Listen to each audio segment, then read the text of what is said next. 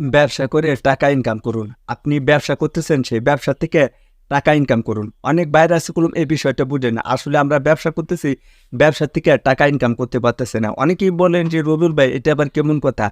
হ্যাঁ ভাই, এটাই সত্যি কথা। অনেক বাইরে আছে দেখবেন, দীর্ঘ বছর ধরে কিংবা দীর্ঘদিন ধরে ব্যবসা করতেছেন, বাট টাকা দেখতেছেন না। অনেকেই বলে যে, "ভাই, আমি তো ব্যবসা করতেছি, বাট টাকা মানে টাকা চোখে দেখতে পারতেছি না, বাট আমার হাতে টাকা থাকতেছে না। আমি যে কিছু টাকা ইনভেস্ট করবো কিংবা টাকা গুছাবো, সেটা আমি পাচ্ছি না। আসলে কি করলে আমার হাতে টাকা থাকবে এবং কিভাবে আমার হাতে টাকা থাকবে, আজকে এই ভিডিওতে এই বিষয়টি একদম ক্লিয়ার করার চেষ্টা করব। রিকোয়েস্ট থাকবে, অনুরোধ থাকবে, এই ভিডিওটি আপনাকে শুরু থেকে শেষ পর্যন্ত দেখতে হবে। যারা এখন পর্যন্ত ভিডিওতে লাইক করেন না, দয়া করে ভিডিওতে লাইক করবেন।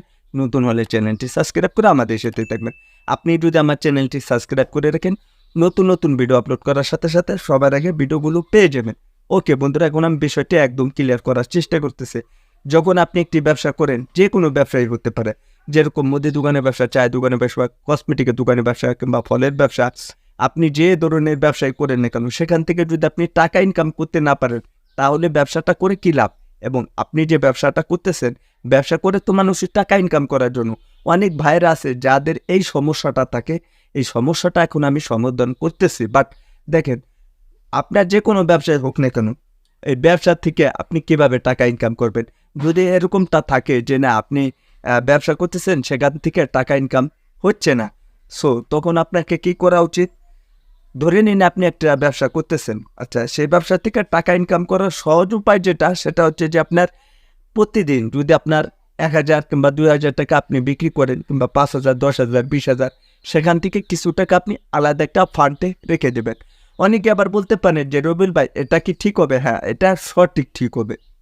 শুধু খালি ঠিক হবে না, এটা হচ্ছে সঠিক নিয়ম। আপনার এখান থেকে টাকা যে আপনি ইনকাম করবেন বা টাকা কিছু আপনি অন্য ফান্ডে যে জমাবেন, বাট সেটাই আছে নতুন পদ্ধতি। এবং অনেকে আছে এই ধরনের এভাবে আর কি টাকা ইনকাম করে থাকেন। বাট অনেকে আছে এভাবে টাকাগুলো গুছিয়ে থাকেন। সো তাদের কোনো সমস্যা হয় না।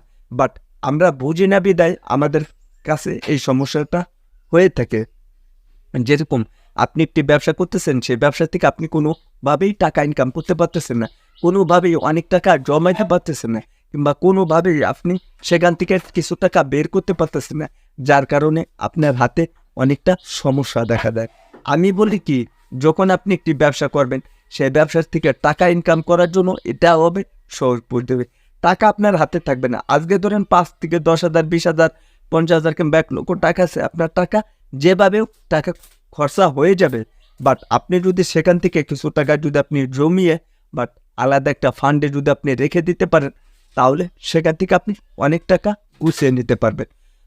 এবার আমাকে প্রশ্ন করতে পারেন, "রবিন ভাই, তাহলে আমরা কিরকম টাকা আমরা গুছিয়ে নেব?" যদি আপনার মুদি দোকানের ব্যবসা হয়, তাহলে দেখা যাইতেছে ১ থেকে ২,০০০ টাকা আপনি বিক্রি করেন। ওখান থেকে আপনি প্রতিদিন ২ থেকে ৩০০ টাকা আপনি আলাদা একটা ফান্ডে রেখে দেবেন। যাদের ছোট ব্যবসা করেন, যাদের দেখা যাইতেছে ৫০০ থেকে ১,০০০ টাকা আপনার প্রতিদিন বেচা-কিনা হয় কিংবা একটু বেশি হয়, তাহলে তারা কি করবেন?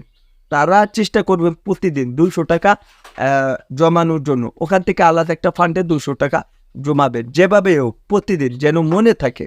যেন একদিন আপনি জমাইলেন, বাট পরের দিনকে আপনার খেয়াল নাই কিংবা মনে নাই, তাহলে হবে না।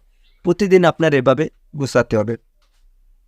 সো ৩য় যে বিষয়টির কথা বলব, সেটা হচ্ছে যে অন্যান্য যে ব্যবসারা করে থাকেন, যে কোনো ব্যবসা হতে পারে, বড় কোনো ব্যবসা করে থাকেন, তাহলে তারা এই একই নিয়মভাবে তারা ওখান থেকে আপনার আলাদা একটা ফান্ডে ক্যাশের থেকে প্রতিদিন আপনি যে টাকাগুলো বিক্রি করবেন, সেই বিক্রি করার ভেতরে ওখান থেকে আলাদা একটা ফান্ডে আলাদাভাবে টাকাগুলো রেখে দিতে পারেন।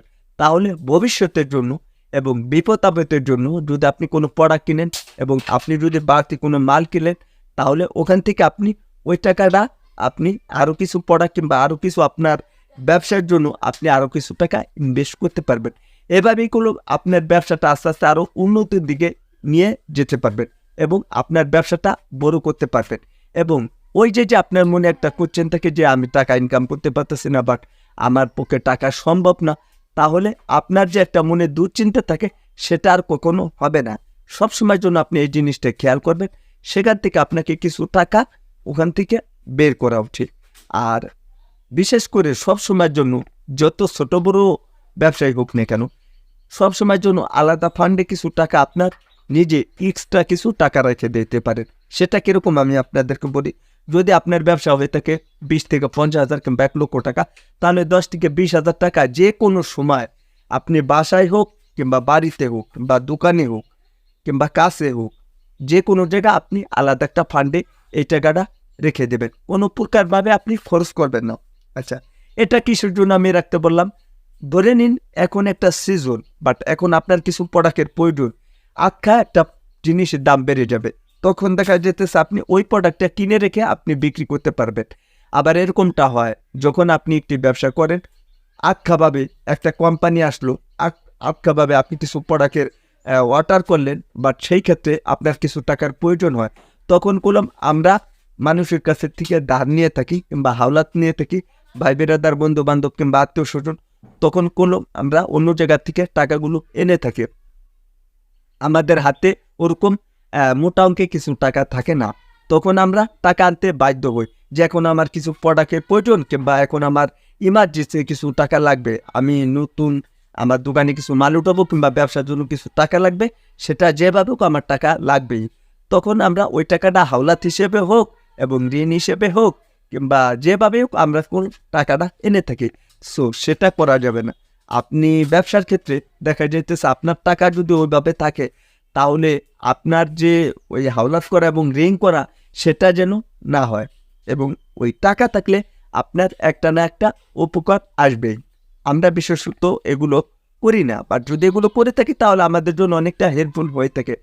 প্রফেশনাল যারা ব্যবসা করে তারা আপনাকে এই কথাটা শেয়ার করবে না এবং এই কথাটা আপনাকে অ্যাকচুয়ালি বলবে না। দেখেন তারা তাদের ব্যবসার নিয়ম কীরকম, আমি শুরুর থেকে বলি, যে কোনো হতে পারে, ফলের ব্যবসা, মুদি দোকানের ব্যবসা, চায়ের ব্যবসা, কসমেটিকের ব্যবসা কিংবা ফুটপাতে যখন তারা ব্যবসা করেন, তখন দেখবেন তারা কি করে, প্রতিদিন ধরেন 2,000 টাকা বিক্রি করে, ওখান থেকে কিছু কিছু টাকা জমায়, বাট জমিয়ে আলাদা একটা ফান্ডে রেখে দেয়।